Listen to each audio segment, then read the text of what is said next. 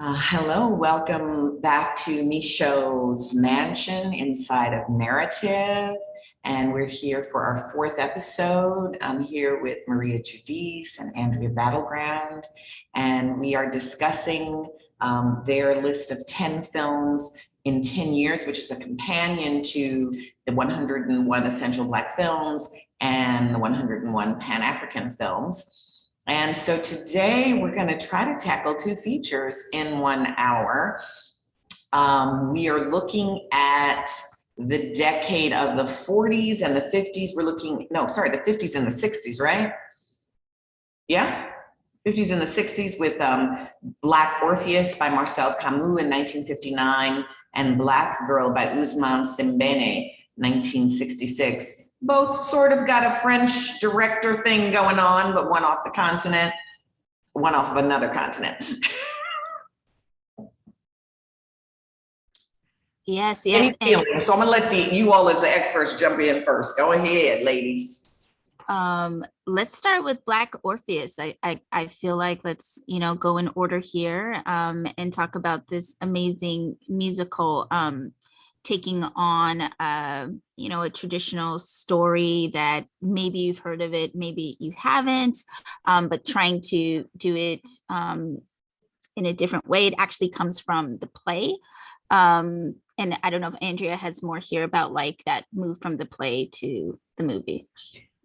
Before Andrea jumps in, because I know she's gonna have some deep stuff, I want to say that there is currently a development process for turning this into a musical with Lynn Nottage, Pulitzer Prize winning Lynn Nottage writing the book, and George C. Wolfe as the director, produced by Stephen Bird and Aaliyah, oh God, I can't think of her last name, and Front Row Productions.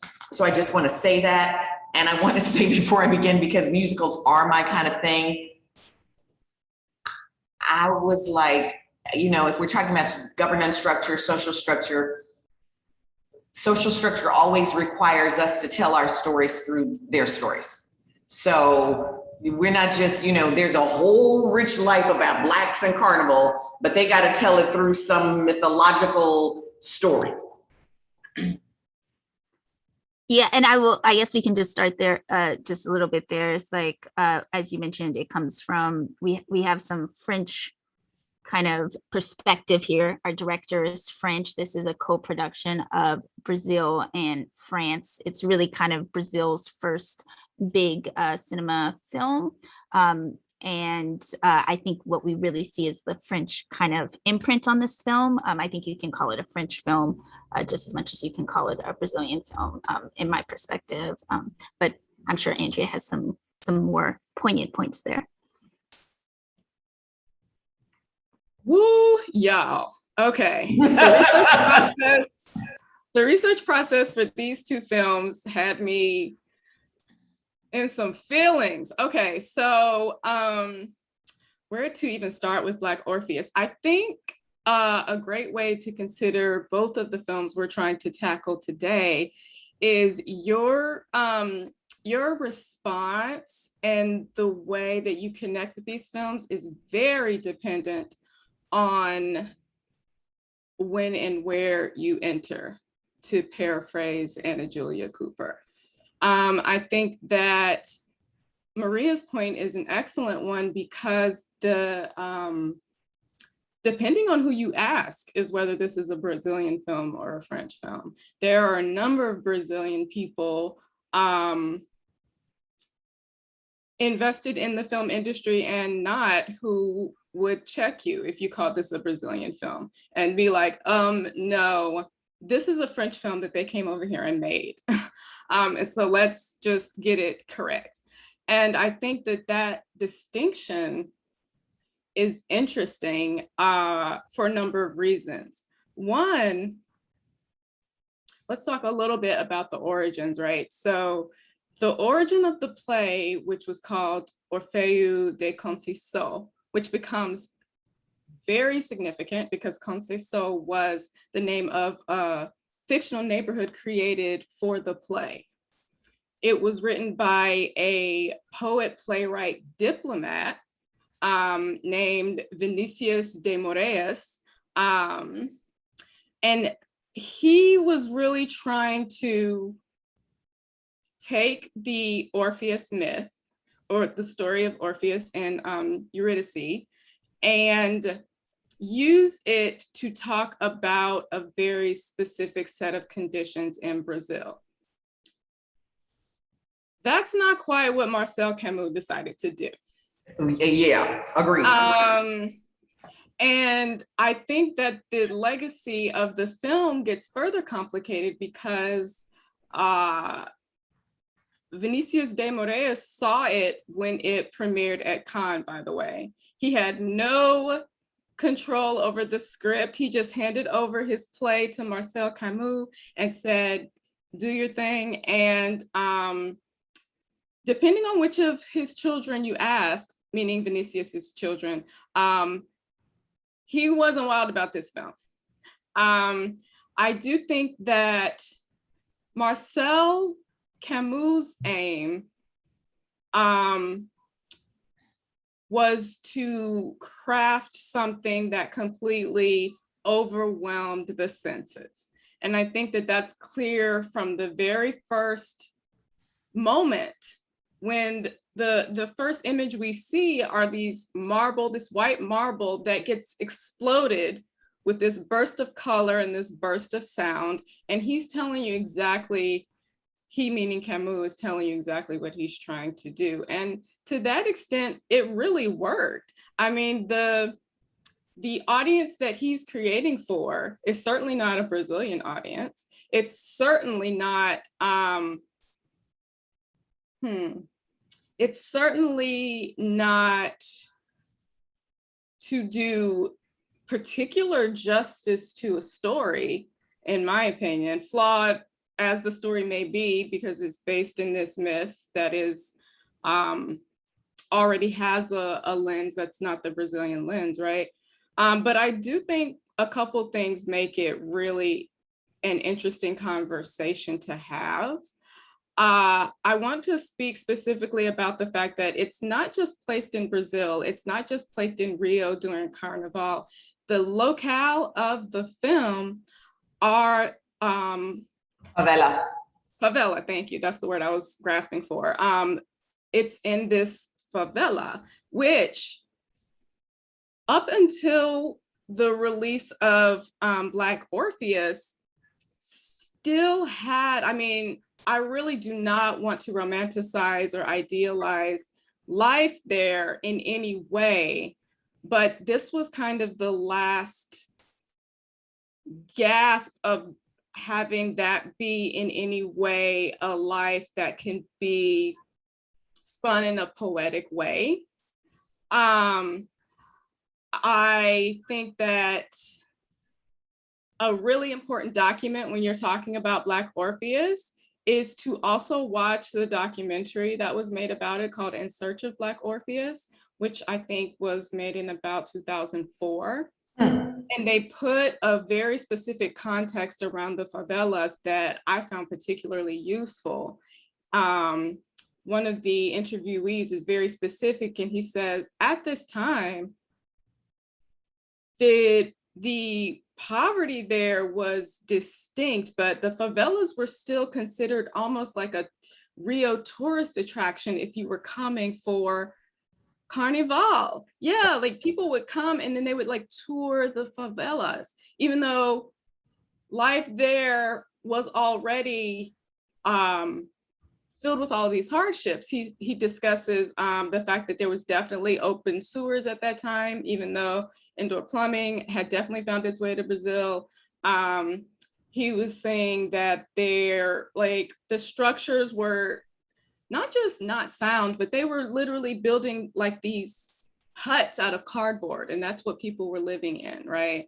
And we get no sense of the degree to which poverty is affecting their lives from the Marcel Camus film. And that's always been a big criticism And you also get the sense of exactly all the stereotypes that are said about Black people. Oh, they just spend all their money on clothes and fancy, shiny things. Right. I was just going to say that the only time you really glance at anything resembling an economic situation is when, like, Serafina was like, oh, I spent all of the grocery money on our costumes, so we are going to have to figure out how to barter for our food.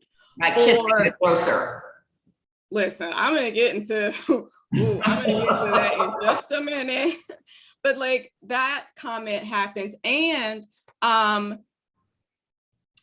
Orpheus, it's the film opens on his payday, right? And it's clear that he has pawned his guitar and is going to pick it up now that he has his check.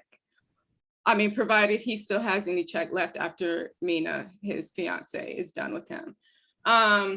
And so there are these very small glances at what is the circumstances, right, of the story. Like in the documentary, somebody mentions that, you know, Carnival is a big part of their lives, but Carnival is a couple of days every year. And does it do a disservice to not just the source material, but the people who are depicted here to portray this utterly idyllic existence? Like the film is undoubtedly beautiful, right? Like there's so many stills that could just be postcards. It's absolutely a gorgeous film. Keep in mind, this is also the 50s, right? Where you didn't necessarily always have a color film. So this Eastman color film stock is popping. It is amazingly rendered. But what is he, meaning Camus, saying? I do want to talk just a little bit about the circumstances under which the film got made, because they are fascinating. Let me just, before you get to that, because these are just some little backstories about Camus. You know, he's born in 1912. He does time in a German prisoner of war camp, so we know what side he's on. And he marries, I think he marries Marpisa, who plays Judice, and she is not Brazilian. She's from Pittsburgh. So, you know, his intentions are good, but you know, he's like working this babe and giving her a starring role in a movie. And she's also a lot younger than him. There's an age difference. The making of this film, okay, I'm gonna like keep it a buck with y'all and tell you the research process of this. I got into some deep crevices of the internet. I won't even repeat some of the stories. Please, I can't vet them. I can't vet them. These could be crazy people on the internet. You never know. But what I do want to say about the casting of the film, especially the inclusion of Marpesa Dawn, by the way, as a bridge to our previous episode, trained in one of Katherine Dunham's dance schools. She was a dancer and a model who had gone to Europe to make her fortune, to make her way, right? And she, like, Marpesa Dawn is a girl from Pittsburgh with a Filipino parent and a Black American parent. And she meets Marcel Camus somewhere in Europe. He is utterly taken with her and eventually offers her the role of Eurydice in his film. Brazilian people had feelings about this, especially because she has a very specific dance, apparently. We haven't really talked about the music quite yet, but she has what is essentially a samba in the film. And the sambistas in Brazil were like, I don't know what Marpesa was doing, but that's not it. That is not it. And so that becomes really interesting to me. The actor who originally played Orpheus was not in the film. Orpheus is played by Breno Mello, who was a professional soccer player who just happened to be walking the streets of Rio. And Marcel Camus was like, how'd you like to be in a movie? He had never done any acting, y'all. He was pretty. He was, but so is the original Orpheus, who's in the documentary. And yeah, I'm interested in the casting process, because the actress who plays Serafina, Leah Garcia, originally played Mina in the film. And she gives this interview where she is very, let's say she's being circumspect, right? Because she still clearly has some feelings about why she might have been cast as Serafina and not as Mina. It's also very clear that the actors from the play did a lot of consulting with Camus on the making of the film, and very few of them ended up being cast in their roles. So what else do I want to say? Oh, another thing that was added to the film that's not in the play is the religious ceremony, the Umbanda ceremony. That was a conceit from Marcel Camus, who, by the way, it took such a significant amount of time to secure the funding, to secure distribution, to make all of those deals happen between Brazilian government, France, and Italy, right? So the cinema industry in Brazil existed at that time, but it was very much a matter of your film got made if you had the permission and you had a specific deal with the Brazilian government. And so there were a lot of independent filmmakers, or there were a lot of actors in theater who wanted to be in film made in Brazil, and there just wasn't an industry there because it was being intentionally controlled. It essentially, the artists couldn't make what they wanted to make. And so all of those ingredients become really important context as to how Black Orpheus gets made. Can I jump in here for a second? Go ahead. So I just want to kind of bring this also to light, because remember in the 1950s, we quickly move into the 1960s, right? In our next discussion, but just think about this entire time that's going on within cinema as a whole, and within like the social structure as a whole, because once we kind of hit towards the late 50s, we start going into this new wave, this very independent cinema, and also this political cinema. So Brazil has its own cinema right now, but it's very much under the control of colonialism, right? And a lot of the films that are being made in Brazil are being made within these colonial co-productions, like Black Orpheus, right? And so it's very difficult for the people that love, live, and breathe Brazil in the favelas to make their own film. But quickly we see Cinema Novo kind of start to appear, which is the Brazilian cinema, which is political, social justice minded, very concerned with, you know, the issues that are going on of poverty and hunger and blah, blah, blah, blah, blah. And whatever Camus thought he was doing in this film, you know, all his is really cute. Right. But Cinema Novo is really kind of like really trying to give us that neo-realism that starts to pop out, in the Italian realism that starts to pop out in the late 50s and into the early 60s.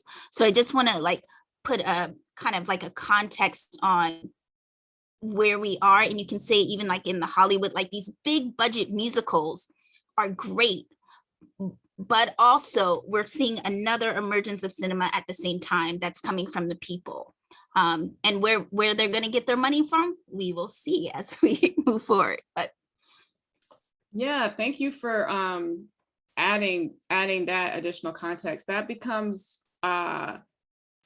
helpful when you start talking about the reception of the film too. Some of the biggest critics of Black Orpheus are the Cinema Novo directors who came up behind it, right? I think that it's important to note this film did win the Palme d'Or at Cannes, right? I think the question to ask here is then, who is the film for? Right, and Right. it was a hit with the people it was for. What I found really interesting about this win, because I don't want Tonya, to. if you're talking to us, we can't Oh, hear we you. can't It also won the Oscar, the Golden Globe, and nominated for the BAFTA. And it qualifies Again, for. who is oh, it go for? ahead. No, I was just Right. going to say, again, who is it for? That's all. The thing that I find really interesting about the Cannes Palme d'Or, though, is there's this footage from the festival when and clearly the playwright went, Marcel Camus went. This is when he's with Marpessa Dawn, so she's there, but the star of the film, Black Orpheus, didn't get to go. That is a detail that's saying a lot of things. And Breno Mello actually got this invitation to attend Cannes like decades later. And this film still has this very real like Cannes legacy. I think like this past year, they just played it again for their classics programming. And so good old days of the singing, dancing darkies. So I'm just like, okay, so this was, oh, there's also a little bit of film around, I guess this was an interview that Marcel Camus did, where you can, to Maria's point, some of his intentions seem laudable, but some of his ideas around his subject, the people that he is there to film, are so wrong-headed that I see why the critical response in Brazil is so strong. The film's name, by the way, in Brazil was never called Black Orpheus. It was called Orpheus at Carnival. Even the name of the film was an indicator of Camus essentially exoticizing, right?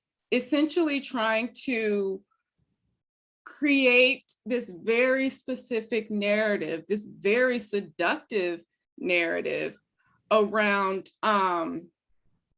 Carnival and the favelas without actually engaging with any of these in a real way. One thing I do want to say, since we talked about the cinema industry in Brazil, this is a fun fact that I cannot resist sharing with y'all. Not related to what we're talking about at all, but I was just like, what? In the 40s, guess who went to Brazil during Carnival to make a movie? None other than Orson Welles. Of course. Orson Welles went in 1942 to make a movie during Carnival. And remember when I said you really needed the permission of the Brazilian government right, to make your movie? Well, come to find out, he decided to do a film that was partly about Carnival and partly about the local fishermen. And once he noticed the conditions under which the local fishermen were expected to work and live, he started encouraging them to form a union. That was kind of the end of his film. The Brazilian government was like, hey, no, we don't really play any of that unionizing our fishermen. So we're just going to keep your little movie in the vault. You have all of this footage and that's fine, but you can't finish your movie. And so that's what happened to Orson Welles' Brazilian film.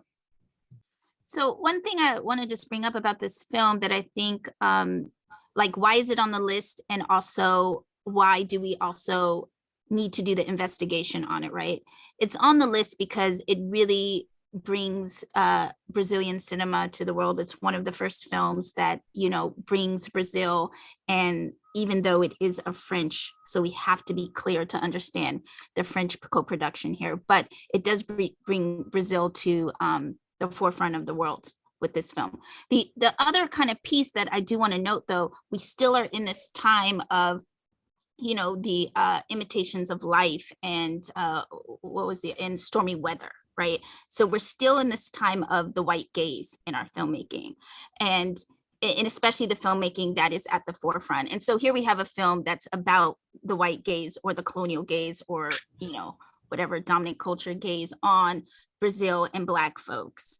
And I want to be kind of clear here that, you know, for when we watch this movie as Black folks, to have our own understanding of why we're watching it and what we're watching it for. And I think for me, when I watch this film, I see probably a lot of things that Camus didn't intend for me to see when watching this film.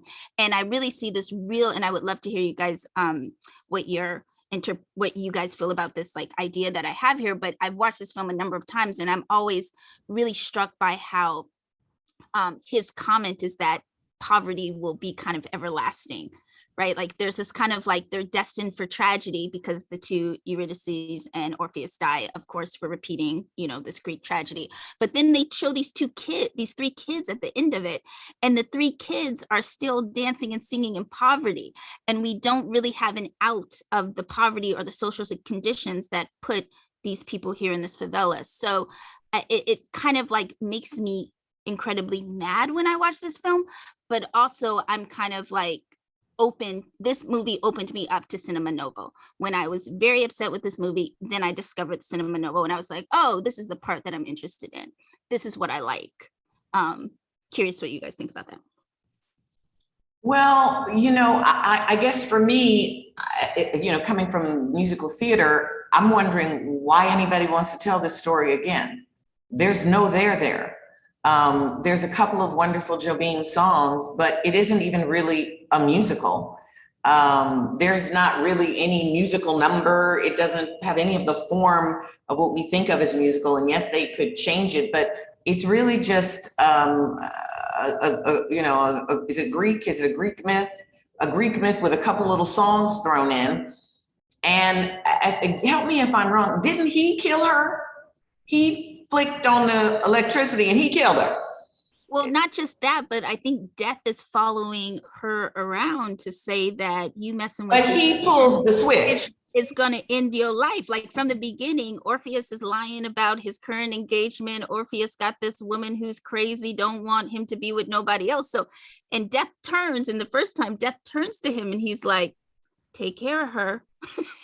And Orpheus doing his damnedest, right? But he don't realize, pull the switch, it's actually you, and you to take care of her. You should just let this girl from like the bush or wherever, the little farm town she's from, kind of do her thing and understand this big city of Rio on her own, and let her be. You got your own woman, let her be. But instead love rules, whatever, and they both end up dying together. What a tragedy. In both these films, we have people that are a little crazy for me. You know, her running, and what is she running? She don't even know where she is and where is she going. And I don't know, there's nothing magical or fantasy for me. Like, oh, there's just, I mean, they're pretty people and there's some nice songs, and maybe for the time, it was a kind of story that Black people in America hadn't seen ourselves looking so beautiful, hadn't seen Brazil. So it was an opportunity to go to a place in the world that probably many Black Americans hadn't gone to. Did Black Americans embrace this film? I think also there's a point, and Black Americans did embrace the film, but it's not necessarily like in this like, you know, big way. But I think there's this also sense of that music and the samba that's coming in, and the bossa nova that's coming in, like these roots that we have, this sound, this African tradition that's on a whole different, you know, country. We're watching this film, like that's why I say watch this film in your own way, because it's really important for us to watch this film and connect to those roots that we have and kind of see our traditions, African traditions in other cultures, and start to do this bigger global Pan-Africanism that's happening, which is not intended by the filmmakers at all. You know what I'm saying? So that's why it's on the list for me, because it really is one of these first kind of Pan-African films without necessarily understanding what that means or trying to actually do that work.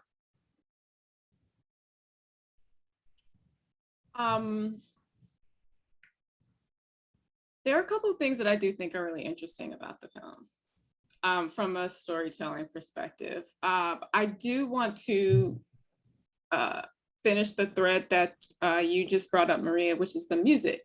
So one of the things that changed from the play, which was also essentially a musical with all these original compositions, was the producer, Camus' producing partner, decided that to do a whole new soundtrack would be a very lucrative decision. And he turned out to be right. As successful as the film was, the soundtrack was even more so. The soundtrack is credited with, if not beginning, then ushering in the bossa nova influence onto jazz.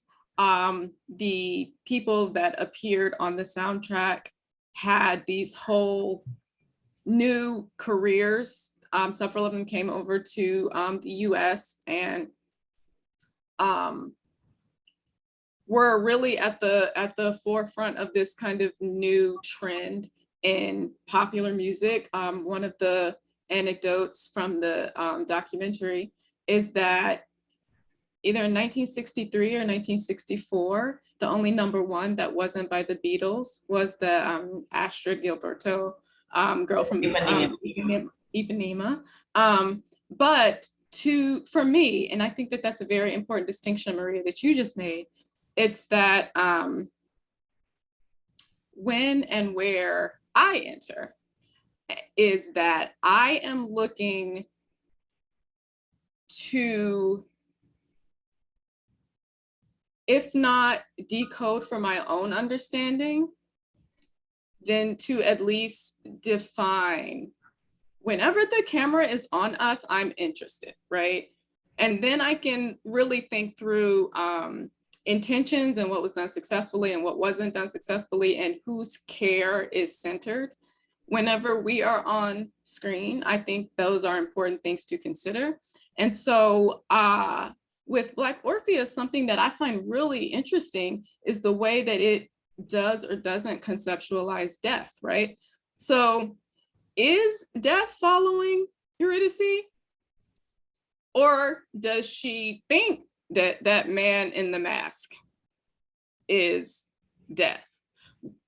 That talisman that she got from the kid, is it imbued with all of this power to the point where once she broke that talisman necklace, then she was gonna die? What is that? What is that saying, right?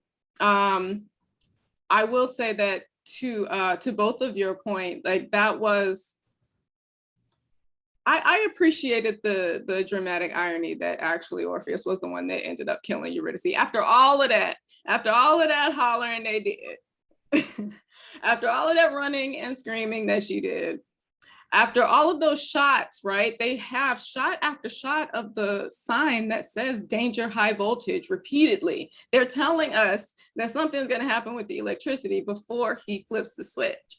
So that's interesting to me. The other thing though, socially, I really started thinking about the idea of sex in the movies around this film, because it's made very clear to the audience that Serafina and Chico have sex. Orpheus and Eurydice do not. Well, even he wakes up in his bed. I mean, I think I assumed sex.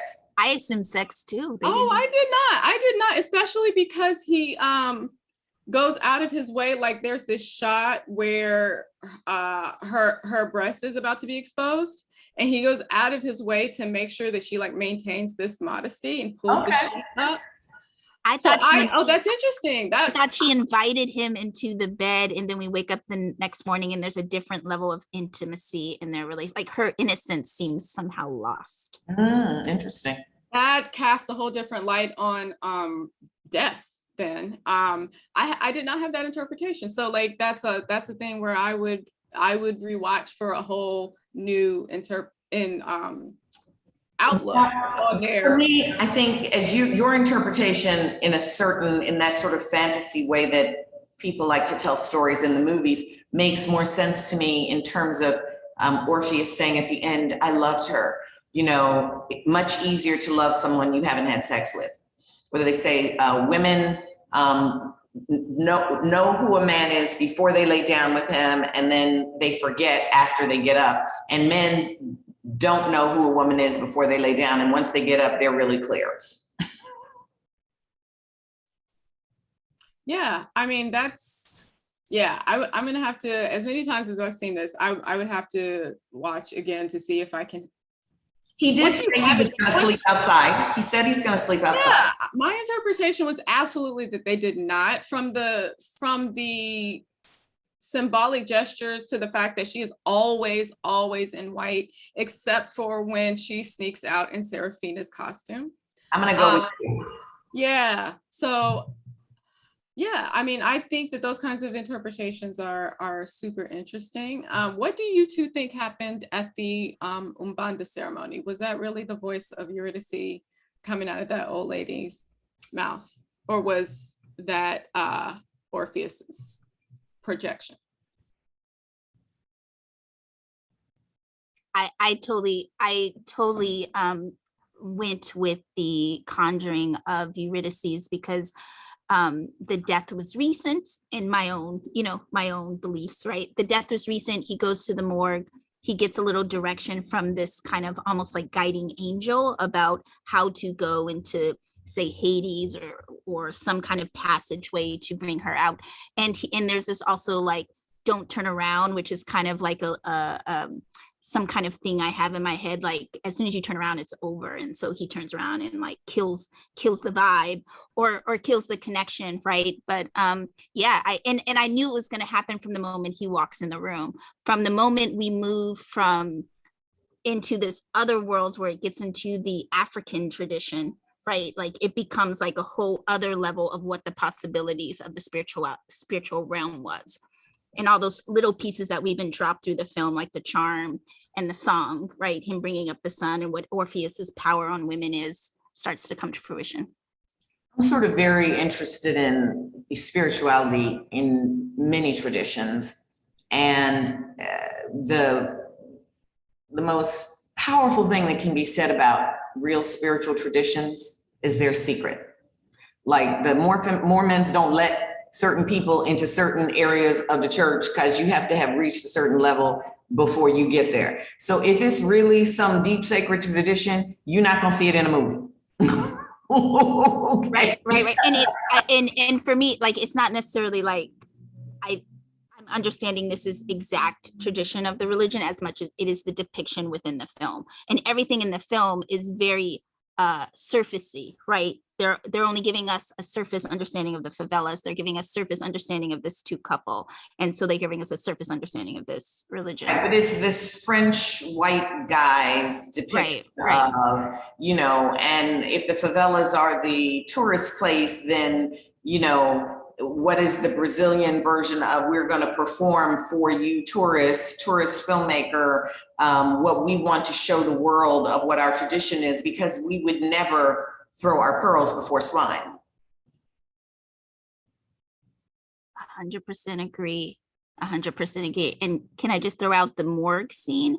I think the morgue scene is really interesting. And I think it's the place where the filmmaker really tries to bring in the social structure, right? Because it's abandoned, this government building, there's nothing but papers. You can't actually find what you're looking for. Your dead loved ones are pretty much missing is what that whole scene really said to me. He could have gone more there. He could have really said more there, but I think I really love that scene for kind of pushing me to kind of question, then what is Brazil at this time? What's the country like? What's going on with the bureaucracy and what's going on with the government? It doesn't answer any of those questions for me, but it definitely starts to nudge in those directions. That was definitely my favorite scene. It was the most poetic. and symbolic, in a way that showing the African people, the way the lens was on them it kind of offended me. Just the way they lensed them and the crossed eyes and I can imagine the director saying, you just look too normal. Can you do something with your eyes?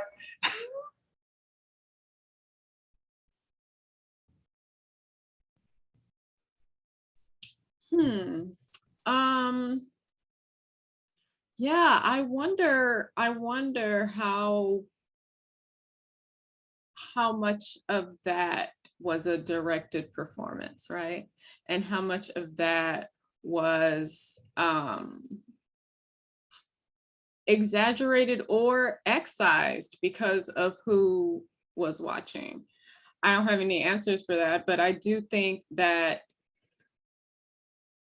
Camus' decision to essentially create that scene as the site of when Orpheus hears Eurydice's voice and at the same time loses her forever is a choice, a very interesting choice. To Maria's point, I did want to say that you made a comment, and I'm not going to get it exactly right, but you said something about how the poverty is, I'm losing your word. Was it idealized? Was that the word you used or something like that? And I forgot my own words. Yeah, I think that's, or you were talking about the kids at the end, and you were talking about how the poverty is like this inevitability.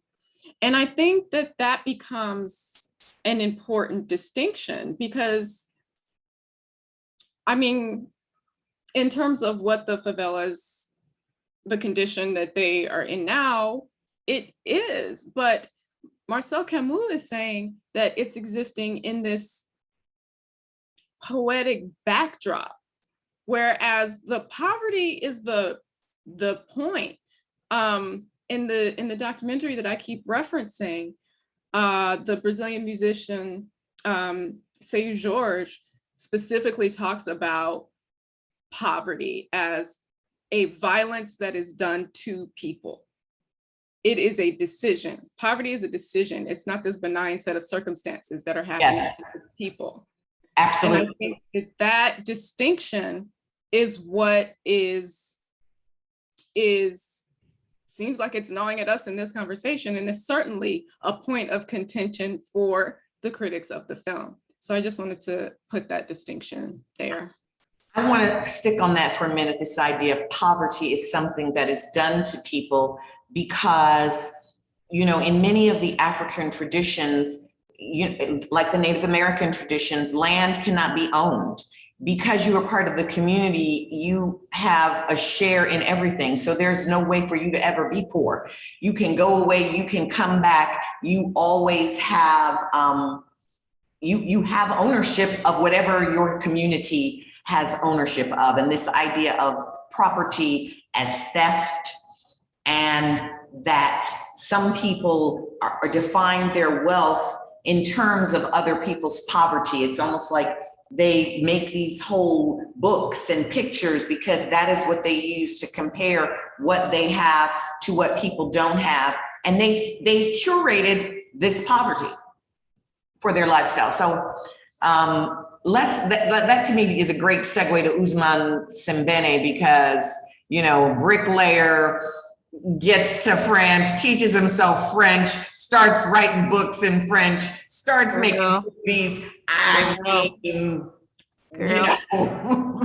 I want to move on to Black Girl, but one last comment that you made about this, and I want to point out two things. One thing is that I think there's something when I read the reviews of this film that understand that really come from a white-centered world when they view this director's view, right? Like they're viewing it like the director viewing it, and he's viewing it as from a white-centered individualistic world, and he's representing what he sees as community and sharing and communalism in a very like childlike way, right? Like he doesn't understand why people would be this way other than to be like children. And I think there's a place where I watch it and I see that, like there's the scene when they're at the grocery store and she kisses the guy on the cheeks and she gets her little food for free. There's a sense of that understanding in me and where I come from in my culture that's just a part of it. And I see it as a maturity in such a place, a centered place for me. And so like those distinctions, I think we should, and this is why we need more Black writers and more Black critics to be writing reviews about films so that we can understand these multi-layers that are in films like this. And the other kind of place that I wanted to just speak to is that the bossa nova, let's just keep it clear here, that is pop culture that comes from Brazil, right? Like, yes, this music comes from Brazil, but it hits America and it becomes a very upper middle class resort, vacation, a certain level of classism that happens with the bossa nova music versus the samba dance, which really comes from the streets, which comes from the people, which comes from, so it's this understanding of even the translation of how this is importing to the US is all confused by this film. Like everything is happening and at no point are we stopping to understand what are we being shown and what really, where we're taking it, like where is it going? And it really ends up going to a pop culture world instead of really understanding that it's coming from the streets. So now we're in the streets of Osman Sembène and one of my favorite films. So I'm going to shut up now and let whoever wants to take over to talk about this film. What's your favorite film? Tell us why. So I rarely say this, but I think this is a perfect film for me.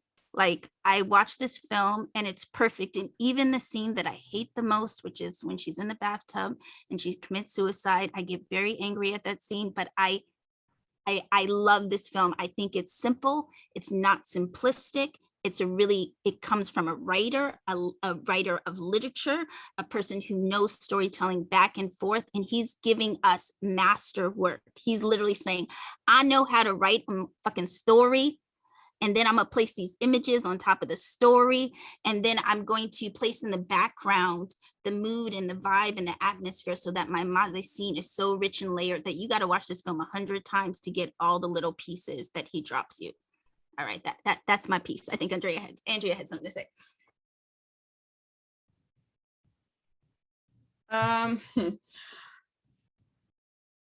Where to even start with Ousmane Sembène? I don't know how to even put all of this into one conversation. To Tonya's point though, his life before he even became a filmmaker, we need a biopic just on that.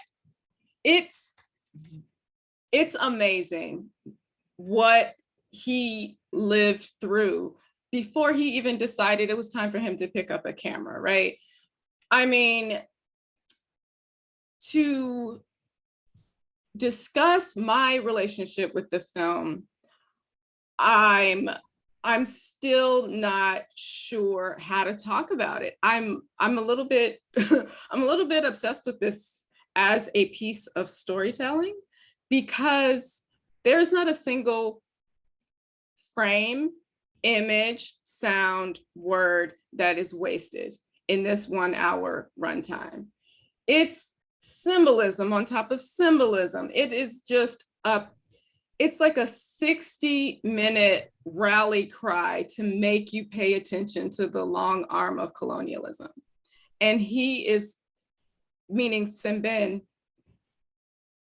it's fascinating to me that this is his first feature and his third overall film because it is so meticulous. It's so meticulously put together for me. Sembène, I want to give a context before we actually get into the plot because I think that becomes important. This is released in 1966. It is distributed by France. That becomes important. The French title is Le Noir de, which for English got translated to Black Girl, but I think that the change is significant because it's Le Noir de ... and it's just a completely ambiguous title. Black girl from where? Black girl of whom? Those are, blanks that we fill in for ourselves. But Ousmane Sembène was born in 1920 Senegal, which was definitely a French colony at that time. And I think that there were some areas of Senegal that were designated, if you were born there, you were actually a French citizen, as opposed to what most of the Senegalese were considered, which was an indigenous person in the colony. So that becomes important once we move a little bit further down the line. At age 13, he is expelled from his French school, reportedly for striking his teacher. So I'm very curious what that teacher was trying to teach him, that, those were the consequences, but he was expelled. At that point, he does speak 3 languages, but not, maybe not proficiently? Yeah, fluently, thank you. That's the word I'm looking for. So that becomes important because you have to consider that what we would say the national language in Senegal versus the official language, they're not the same. The national language, which is the language that most Senegalese people speak, is Wolof. The official language is French.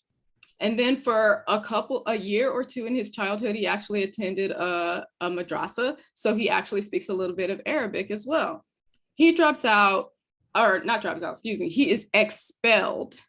And then he works a number of jobs around Dakar before it's the 1940s. Guess what happened in the 1940s? World War II. He is drafted into the Senegalese infantry of the French army to fight for the French in World War II.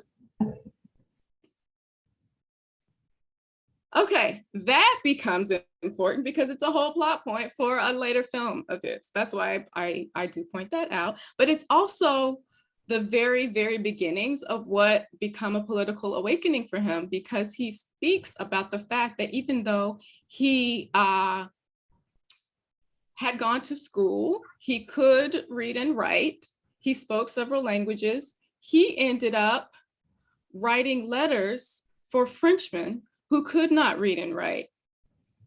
And that was an epiphany for him, because he assumed all Europeans were automatically more educated than he was.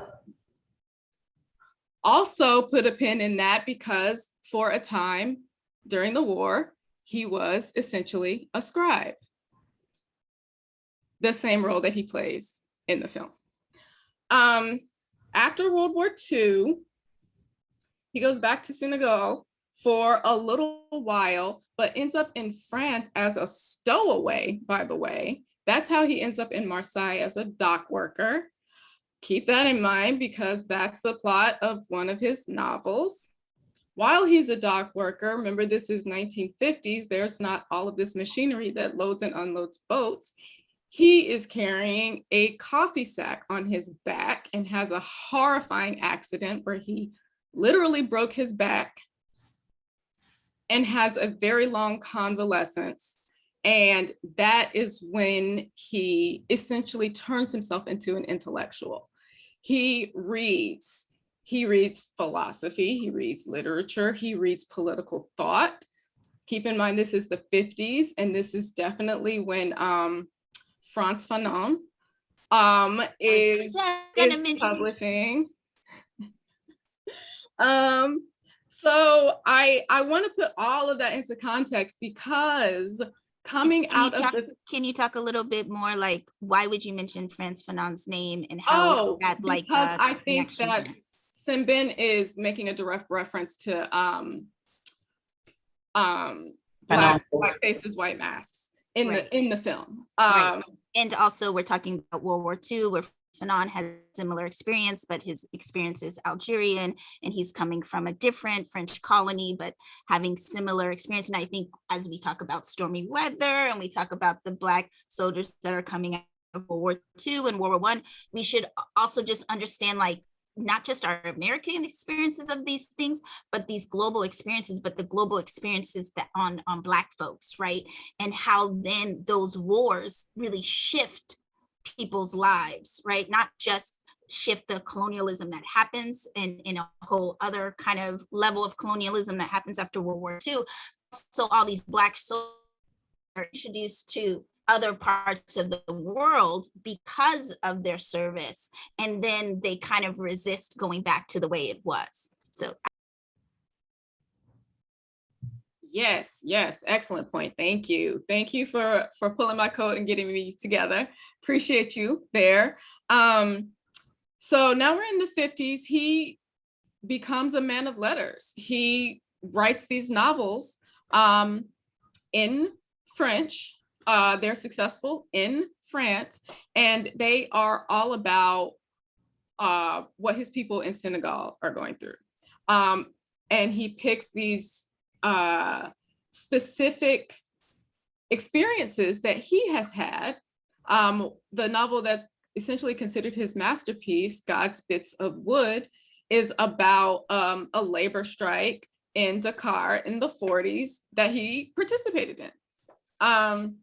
But while he is having some success as a writer in the 50s, he essentially realizes that the people that he's writing for are not reading his books.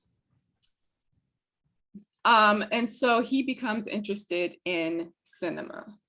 This becomes his mission after 1960, because 1960 is the year of independence for Senegal. They are no longer a French colony. Why is that important? Well, guess what Black folks were not legally allowed to do in Senegal prior to 1960? Make movies. It was illegal for Black folks to turn the camera on themselves. It was written into the laws of the colony. The government, the colonizers, knew what a subversive media film could be for political action, which is exactly what Ousmane Sembène was using it for. He returns to Senegal post-independence, can't get a fellowship to become a film apprentice anywhere in France. So he ends up going to get an apprenticeship in Russia, of all places, the height of the Cold War. Fascinating. He does that for a year, comes back, and becomes a filmmaker in Senegal. Now, back to the plot of Black Girl. I do want to pass the mic if someone else wants to talk about the plot, though. I just wanted to also point out Jean Rouch, who becomes a bit of a mentor for Sembène. And for those who don't know who Jean Rouch is, he is a documentarian who lots of critique and kind of I would like to say, sometimes I like to say, the father of the gays, because he was like an anthropologist, cinematographer. So he went out to many countries, communities, cultures, and turned his camera on and brought some early kind of footage of other cultures, but from a white Eurocentric gaze perspective, and in a lot of ways disturbed and interrupted those cultures when he did his work. Although some of the kind of earliest kind of like anthropology documentary that we've seen. So I think that was an important influence and an important supporter. And I think he gave Sembène some early money to make his, I don't know if it was which film, it was Barat Saram or Black Girl, but I believe he gave him some early money to make a film, which, and a camera, I think so too. So so, you know, it's complicated, but it's super, yeah, you're right. It's super complicated because as much as he acknowledges Jean Rouch's help, he also acknowledges the limitations of Jean Rouch's lens. He being Sembène, speaks very specifically about how influential one of Jean Rouch's films, Moi un Noir, was on him. And the whole plot of that is super interesting. I'm not going to derail it by telling you what the plot is, but essentially what Simbin says is, you have African characters whose only frame of reference are European references. You are essentially treating these African characters as if they are not human. There's a quote where Ousmane Simbin says, sometimes the Black men in Jean Rouche's films feel like insects. So yeah, that's a very interesting relationship that they had, but he was also able to be a person who offered critique about what was missing when the filmmaker was not African, but they were talking to and about Africans. Yeah, thank you. And then my last connection, just because this great filmmaker died yesterday or the day before, Melvin Peoples, back to war veterans discovering like this art side and kind of he stays in France and he makes his first film, which is called A Trip to, I forget what the film is called. Anybody remember what it's called? Story of a 3-Day Pass. Thank you. A story. I was like, A Trip to Paris. That's not what it's called. A Story of a 3-Day Pass. But he gets, he's making films, and for some reason he's given the opportunity to make this film in France versus in the he's given reception in France versus the US. So there is a complicated relationship with white culture. There's a complicated relationship with colonialism with a lot of these directors. But I think the thing to really signify here with Simbin and Melvin Peoples is that they make their own films. Like these are starting to be quite independent. So as we move into the 60s, there's this 60s radicalization that's happening. And there's this 60s kind of resistance to colonialism and whiteness that's happening. And it's very present in the film. And they're really trying to speak from Black perspective and lived experience here. And they're around like the same time, even if they're not necessarily in conversation with each other, they're conversation with each other because they're from the culture. So now we can get to the plot. We have to also mention the complication of France, which sided with the Nazis. They were colonists, settler colonists, not good to the Algerians, and yet they seem to embrace some Black Americans. We've got Baldwin going over there. We've got Josephine Baker. A lot of the Harlem Renaissance writers, John A. Williams. Right. So the French is sort of very complicated in their politics and the way they treat people depending on where they're situated in the world, whether they get honorary French status or not. There's a Chester Himes book about particularly that. I forget what it's called. It's really depressive. I'll remember the title, but I don't want to derail it. But so anyways, it's interesting.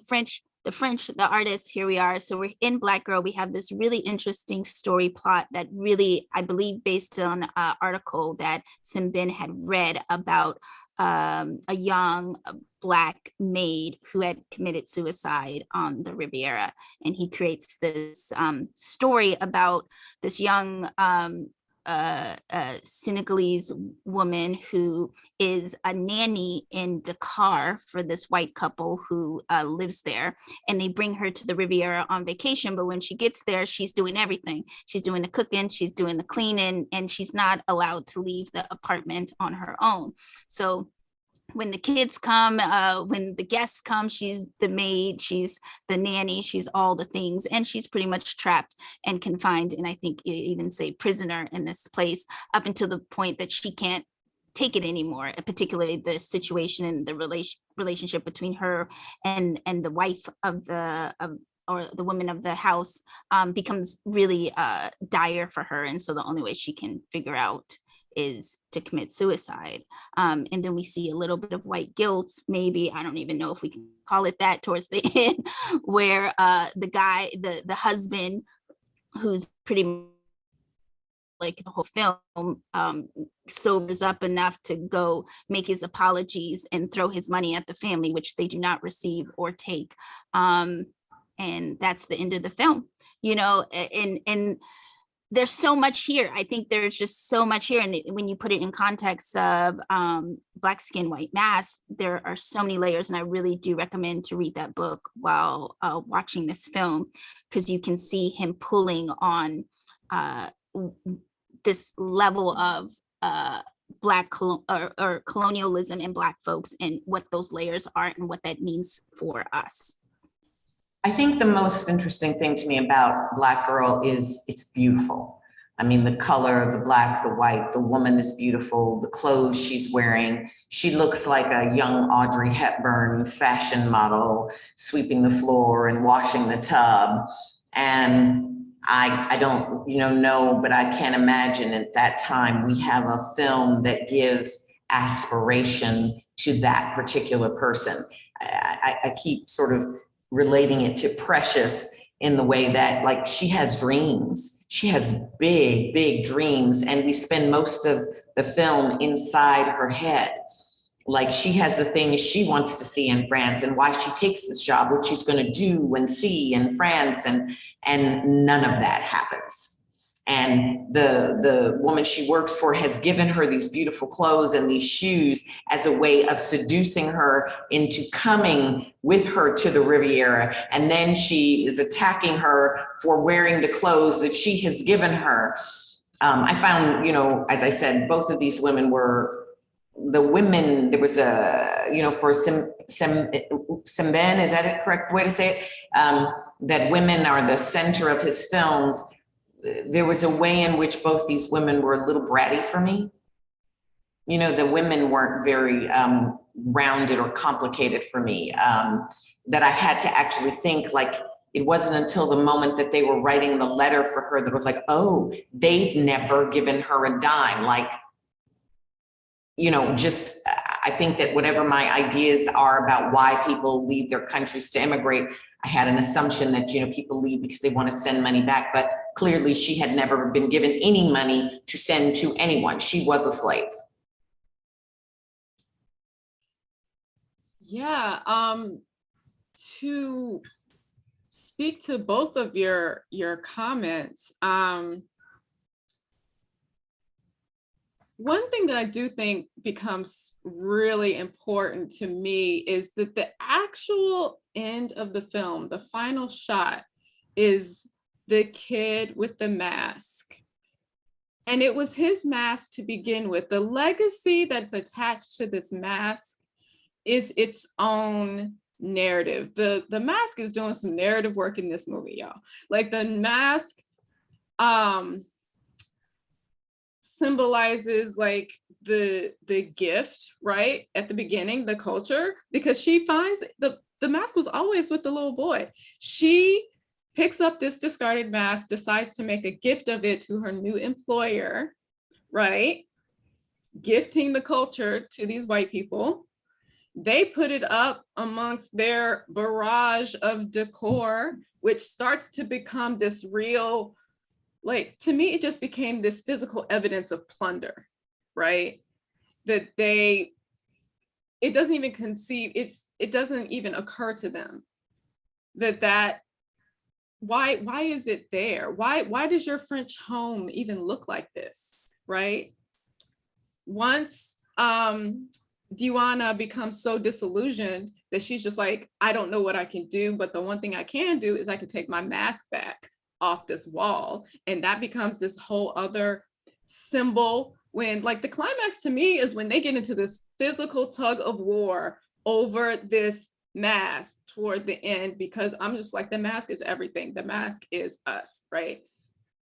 So the fact that the mask ends up on the child's face at the very end is what makes this an optimistic story, because otherwise it becomes very not necessarily dark, because I do think that Diana is doing a lot. Like, I thought about language a lot, because one thing that escaped me the first couple of times I saw this film is the drama, like the important part of the film is the voiceover that's happening in Diana's head. And Ousmane Sembène had to do that in French to get the film made, but Diwana doesn't speak French, y'all. She does not. They don't speak the same language at all. And so I was just like, oh, well, through that lens, Diana's own mind is being presented to us in this colonized way. That's when I really started to like lock in on other stuff that's happening in the film. And it took me several watches. Maybe that's just how my mind works. But the other thing that I also want to mention is like several points of symbolism, right? One, the absolute utter optimism.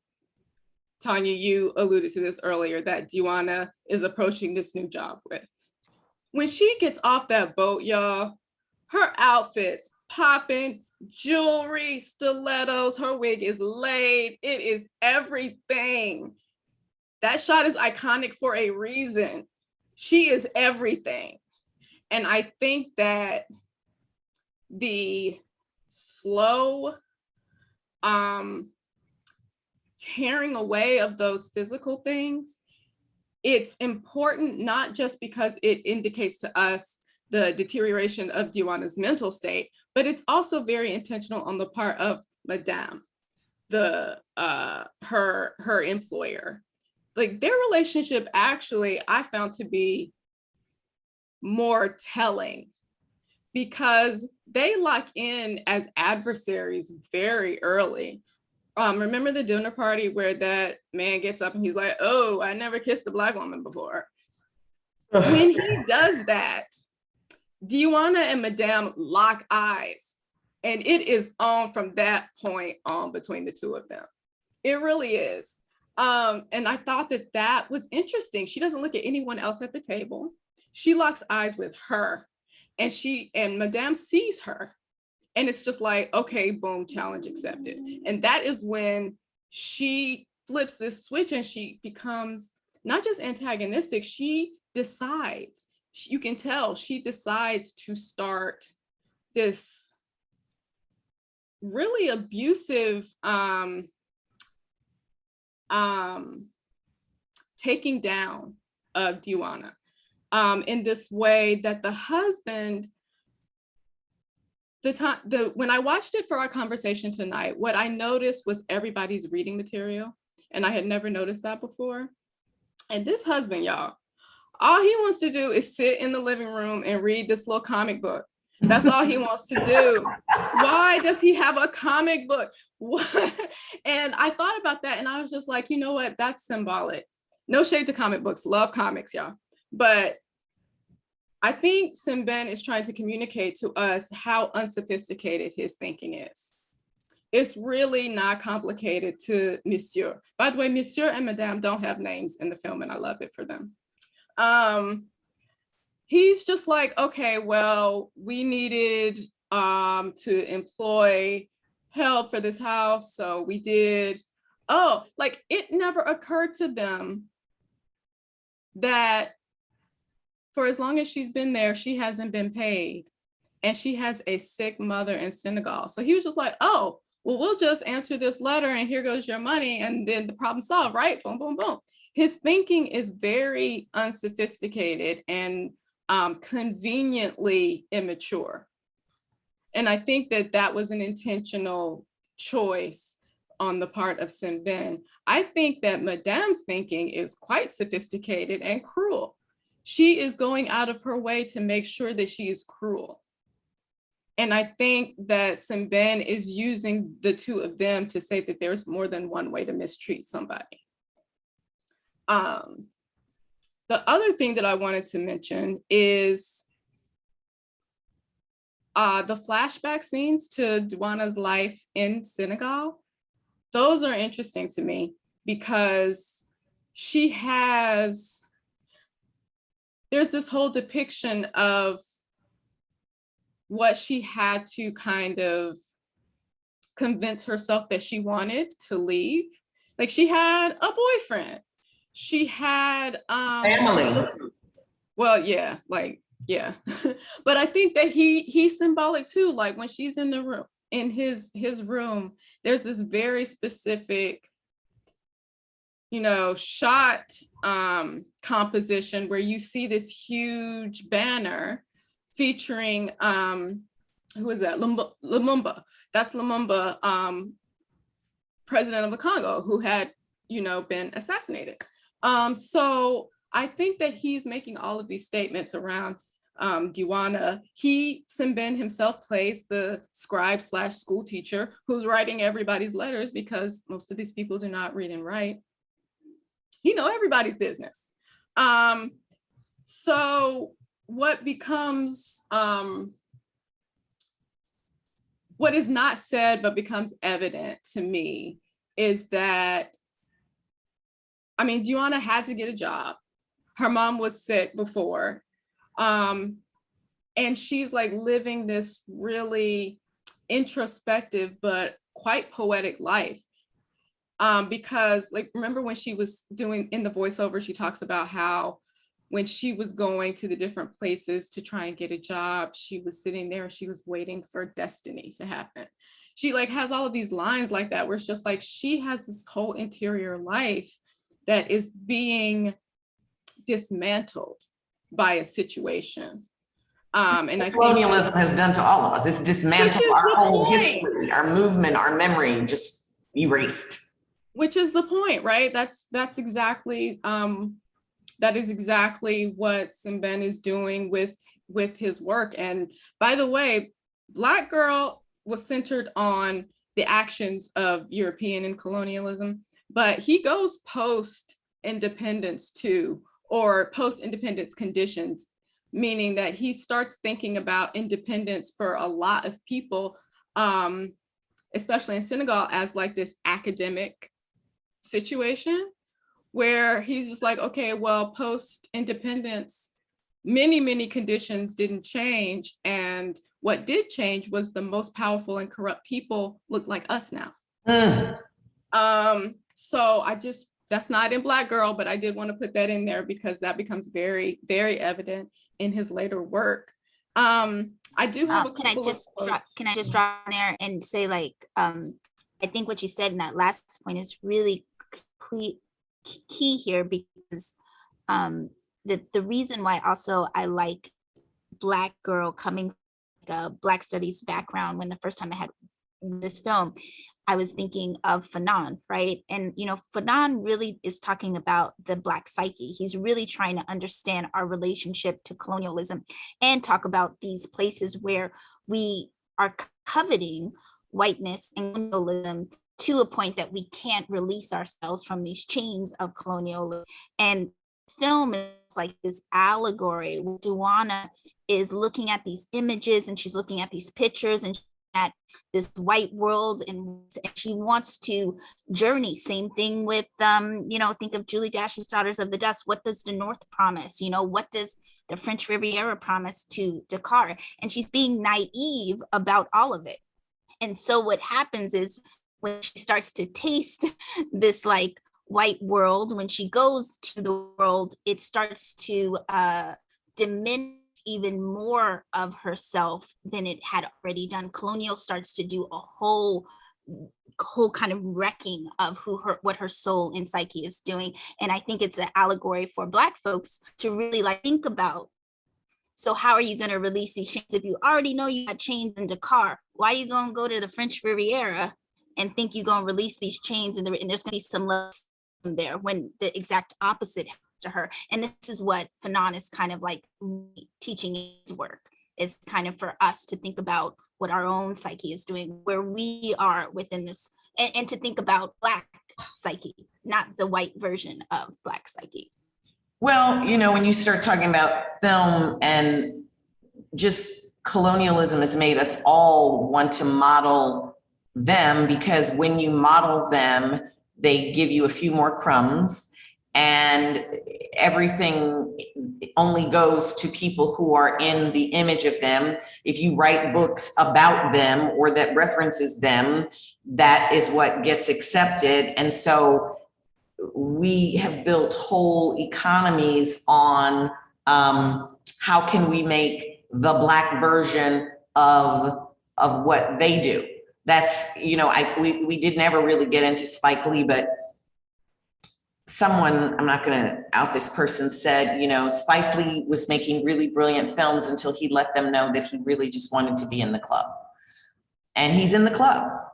And the work, in a way, it doesn't have that same thing that it had before when he was trying to get in the club. When he was saying, look at me, look at me, look at me. I mean, his work is just so unique. And this this stuff of late is the club work. It is the work that's going to get you the Oscar, that's going to be the acceptable thing. And so as much as, you know, we all think we want to be artists, if there's any part of us that wants them, and it's got to be in every one of us, because we all want to be super successful and everybody to see what we want. I think the work always gets corrupted by wanting to appeal to the social structure. It just dilutes the work, period. And somehow Bene figured out how to trick them. He tricked them somehow. Right. Just shout out to, we got to a film with a Black filmmaker who's doing the work for Black people. Even though it is complicated on where the social structure accepts the work and finances the work. And because he has to make her mind French, you know, these are the concessions he makes to be able to make a social structure film and sneak in as much of his governance structure work. Right. So what you just said reminded me of a couple of things about the reception of this film and about Ousmane Sembène in particular. And number one, it won a big fancy French prize. I'm blanking on the name. I want to say Prix Vigo, but I could be getting that wrong, which is a specific prize that goes just to a French filmmaker. Right. The first film. The prize was for his first feature. Right, for the first feature, but it becomes this whole thing, right? Where remember that he has that French citizenship. Second, he becomes the very first African juror at the Cannes Film Festival the following year. We've already been talking about Black First and how they are really complicated. But the other thing was, and I'm reminded of this because I gave a talk about Black Girl a couple of years ago, and it was at a specialty rep house in New York, and the one Blackface in the room was this one. And I really went out of my way to like spoon feed them what this film was doing. And then at the end of my talk, this clearly very well-to-do older white lady came up to me and she said, you know, I just really hate that she killed herself though. I just really thought that she was going to be stronger than that.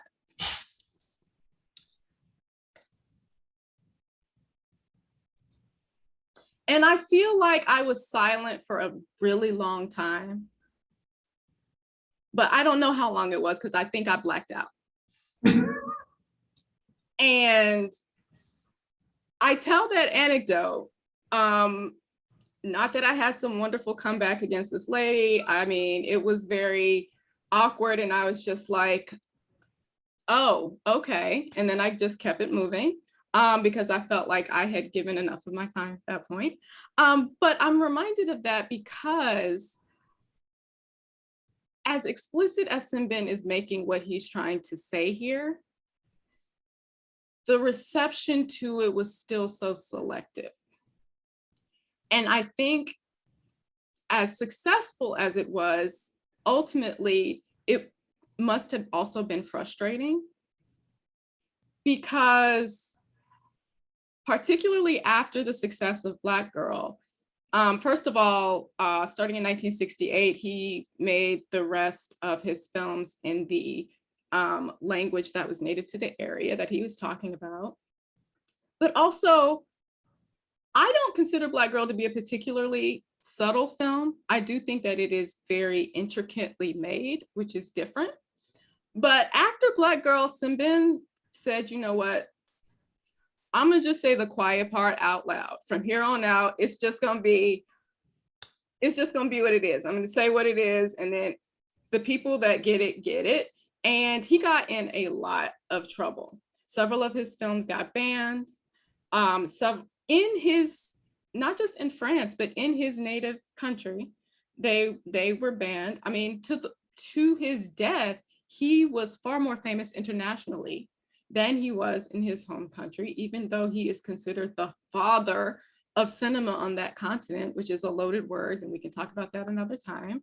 But he does have that kind of a distinction. So I wanted to be very clear about his methods and his intentions. I also wanted to bring up a fascinating documentary that is called Simbin, The Birth of American Cinema?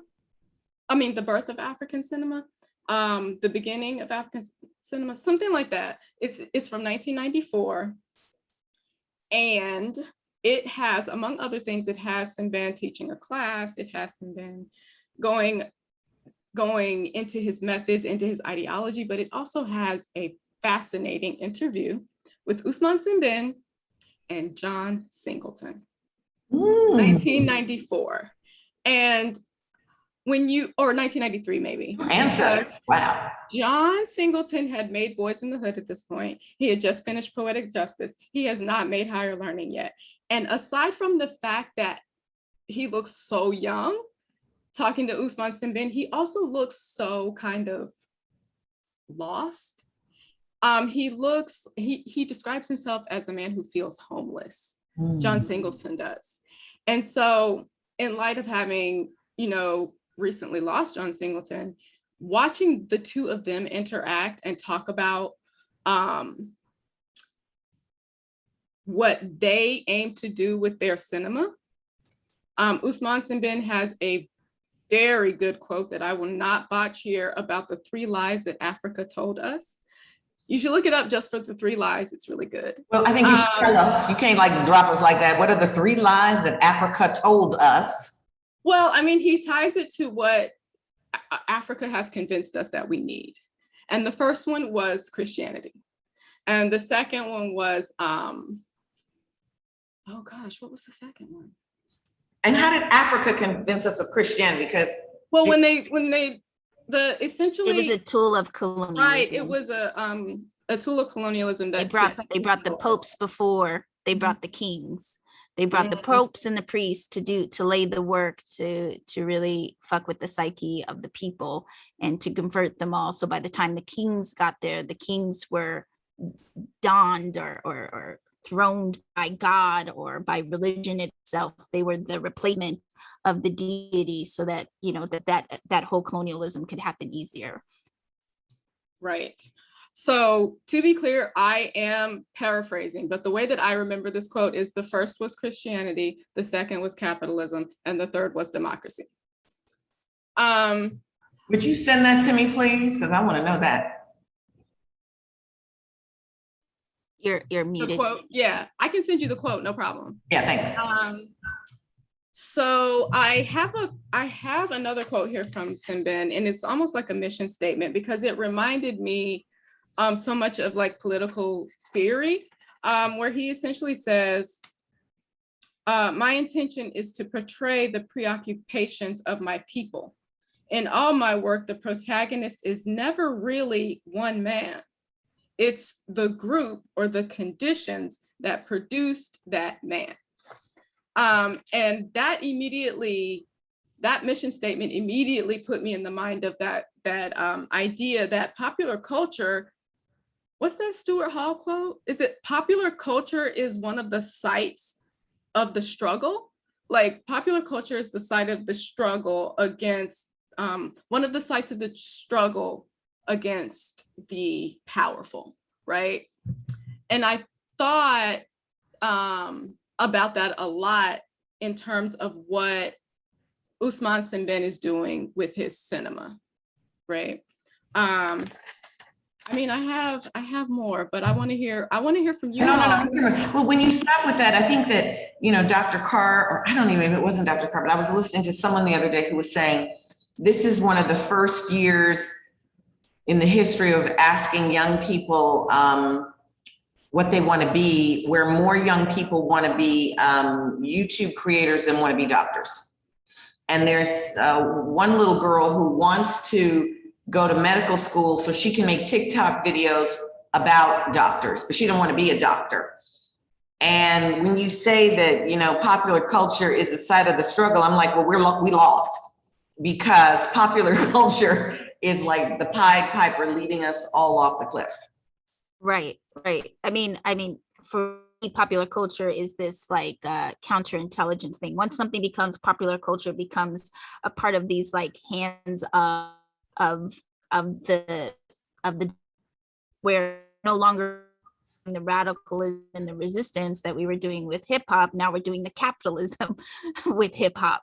And I want to go back to Andrea's piece that said about that woman who asked you about the ooh, my internet might be a little funky. Can you guys hear me okay?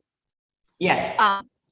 Woman who wanted the suicide scene not to happen, because I used to have huge arguments in grad school about this film, where I felt this film was talking about the spiritual death of Black folks within white supremacy.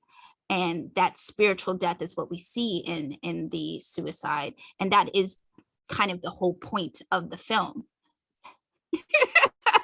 And even though we can have all these other kind of pieces, which are all true, right?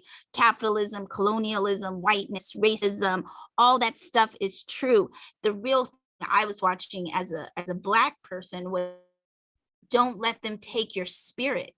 Don't be careful to protect spirit within this space.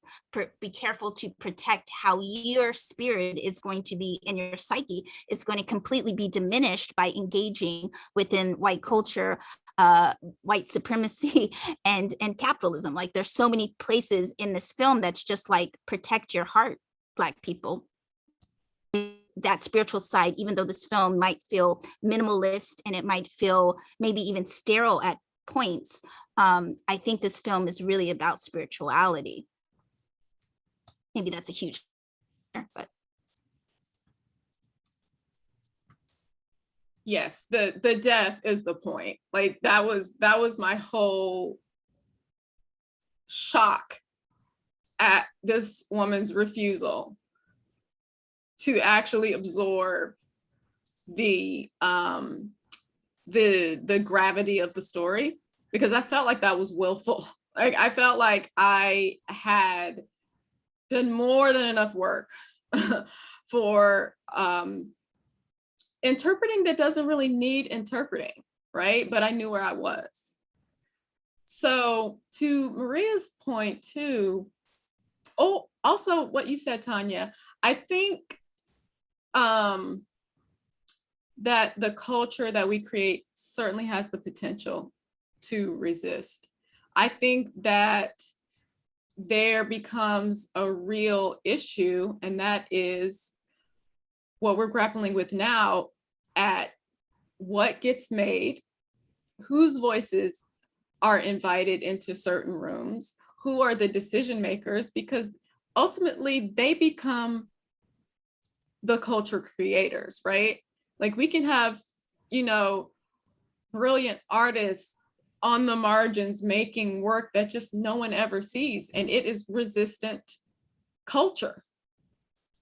But, you know, it didn't go viral. So what happened? Well, you know, one of the things that I've been talking to some of my artist friends about is that sometimes and not even sometimes, many times artists don't become famous until after they're dead, because capitalism can make much more money on them then. And so, you know, it's like, oh, if you have this body of work that you've created in your lifetime, once you're dead, people can get it, and they can get it cheap, and they can extol it, and they can talk about it, and they don't have to have you to interrupt any of their ideas about anything they say about it. So to me, like, most of this viral stuff is disposable. It's viral, and then we forgot about it, and we don't remember next week who it was. But, you know, a Hilna of Klimt, whose work doesn't get seen till almost 100 years after she's born. And I want to just drop back in on this white woman going, oh, I wish she was stronger than that. the cognitive dissonance that global minority people, melanemic people are able to maintain, even in their stereotypes of Blackness. Oh, lazy and this and that and the other. We built the damn country. We worked 7 days a week, no clothes, no shoes, the least amount of food that they could possibly feed us. Everything you got, your clothes, your everything. But we could ever be lazy? That is a word that would ever come to any of their mouths attest to the insanity of these people who we still continue to model because they've held out this idea that you need to have money or you need to go viral to have value. And that's essentially what it's talking about, that becomes a value that we are aspiring to, rather than aspiring to take care of our communities, to bring people up, to feed the children, after the night of strife and struggle. I just want to hone in on this point that you're making, just so I can be really clear here with everyone watching. Like, we should be weary of media that is telling us that it's not that bad. That death scene is important for this film because it's telling us, yes, it's that bad, right?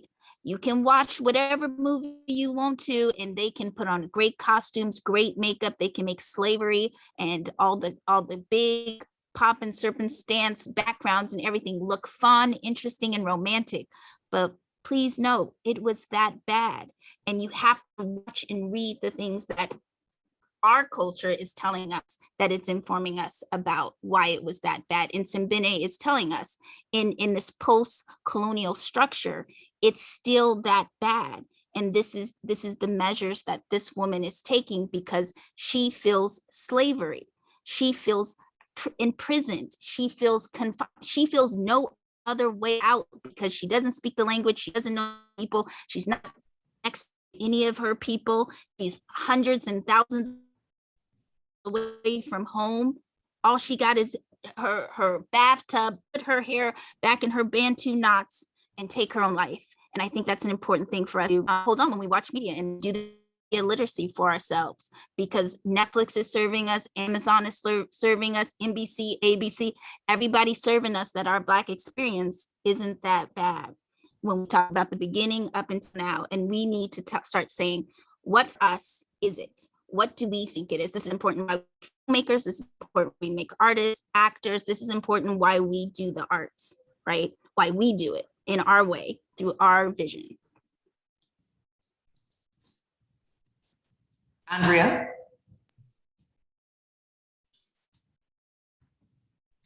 I want to use my last few moments to talk about access, as I tend to do, because as you can see from both Maria and my discussion, we find the work of this filmmaker to be incredibly important, to be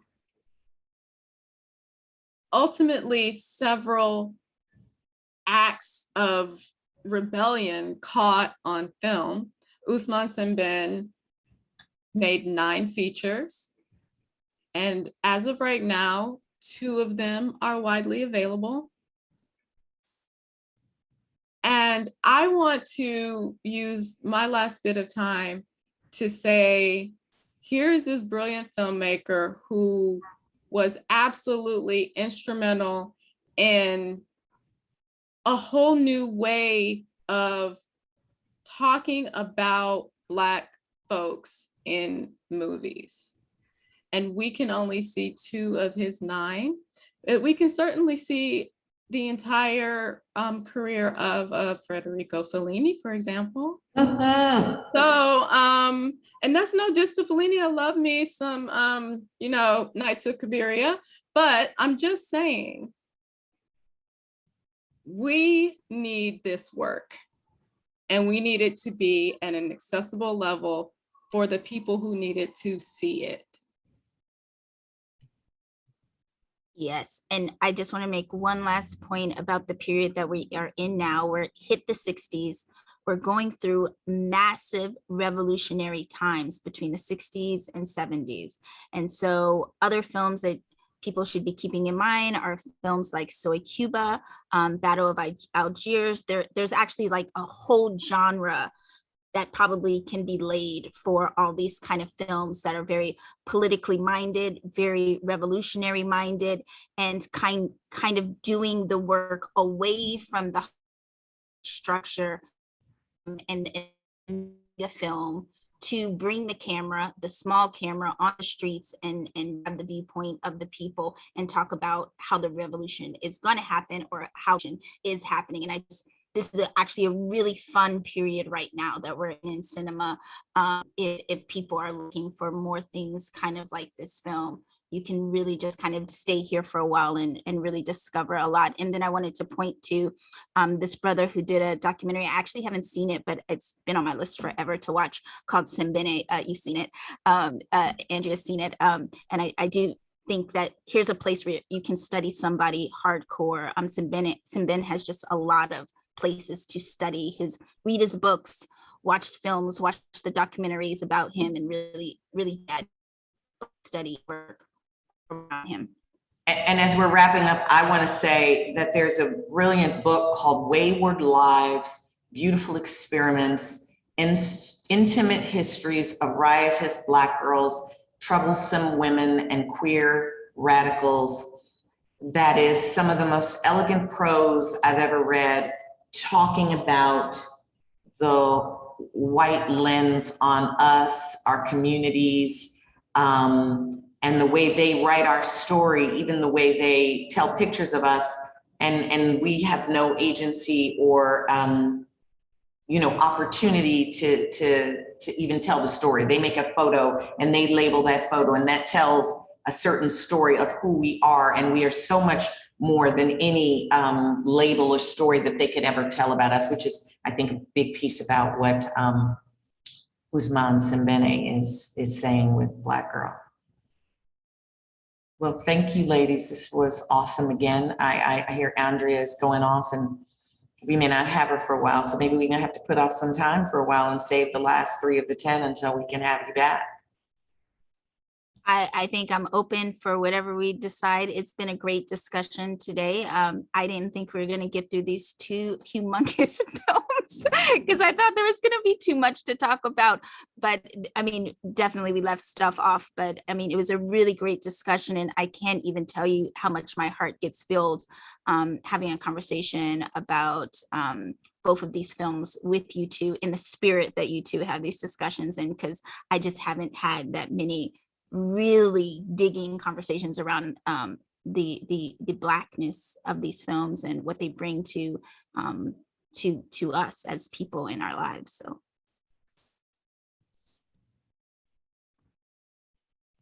all right, well, I guess that we're going to wrap this up, number 4 we said, and I look forward to the next time we get to have a conversation about our next film, which will be Coolie High. Oh my God, one of my favorites. So we will, we'll see you next time.